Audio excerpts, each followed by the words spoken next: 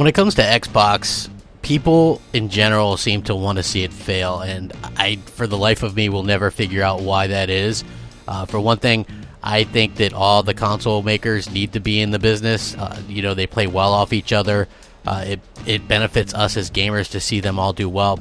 So it's so odd to me to only see Microsoft really get this kind of treatment for one of their big games. And on the other hand, it's also great to see that gamers are out there supporting it, and it does look like Microsoft is making some of the right moves, and we're going to get into that right now.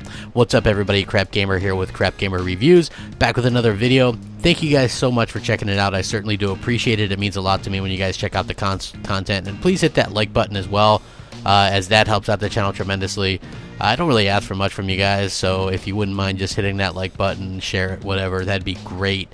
I certainly would appreciate it more than you guys know, so thank you guys so much. Now on to what I want to talk about, which is Sea of Thieves. We've got some official numbers already coming out. It's already passed 1 million unique users, and they're already talking about addressing the launch issues that people are having.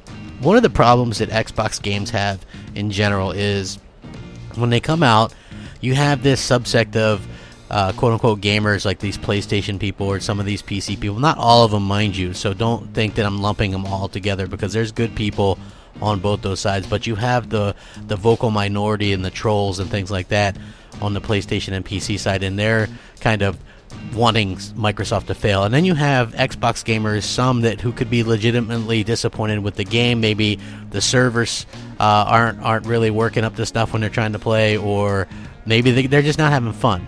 And that's perfectly fine, but it just compounds everything. So, just be aware of that. I'm not saying you can't express your displeasure or whatever, but it feels like piling on a lot of the time with the hate of Xbox and with this game, Sea of Thieves. And I said this in my review, just like every other game ever created is not for everyone. So the developers already came out, Craig Duncan, and they said that they're working on it. The problem with the servers was that there's already been over 1 million unique users, and there's been periods of time where there's over 5,000 players trying to log in per minute. So the massive concurrency is causing some players to encounter access issues during peak times, and one possible temporary workaround for people that are trying to enter the game solo is to try and join a galleon crew instead. Server-side fixes are being implemented, and there's more that's going to continue to come out. There are also delays in receiving rewards and unlocking achievements. If that happens to you, you shouldn't worry, as they will come, so the developers advise to just keep playing.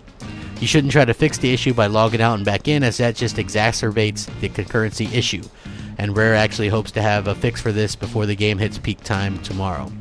The delayed achievement issue is actually intentional in order to mitigate the stress on the servers and help with the delays and rewards. It'll solve itself with time. A problem has surfaced that causes players not to have access to their items immediately when they log in. This is a bug, and this will be solved with the client-side patch. The fix is already is ready and will be implemented with the first update, which will probably come early next week. Last but not least, there will be performance issues in specific areas on the X. The fixes are incoming, but they will also come with the first client-side update mentioned above. And I will link this so you guys can check it out. So a lot of the stuff is going to be fixed. They also addressed the content issue, saying they wanted to get the game out, and then they're very much going to pay attention to the feedback and see what to add in. Like, do I think it's a perfect game? By all means, no. Do I think it's a really fun game for me personally? Absolutely. Does that mean it's going to be fun for you too? I don't know. It depends on what type of gamer you are. I'm more of an online-oriented gamer, so that could definitely be something that might not behoove you or might not impress you as much. If you're more of a single-player gamer, then I think that it's one of those situations where people are either going to not like it or they're going to like it. So I advise you to try it in Game Pass. And one thing is, even though I'm not a huge Game Pass fan myself, I think for $10, or most of us have a free 14-day trial, try the game for yourself.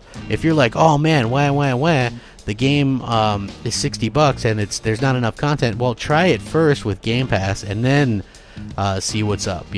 That's how I look at it anyway. And maybe Microsoft was onto something with Game Pass, given the numbers that they're getting in these type of games. If a good part of these people stick around, then Microsoft's going to have a lot of monthly active users, and that's going to make them very happy. I'm very curious to hear what you guys think.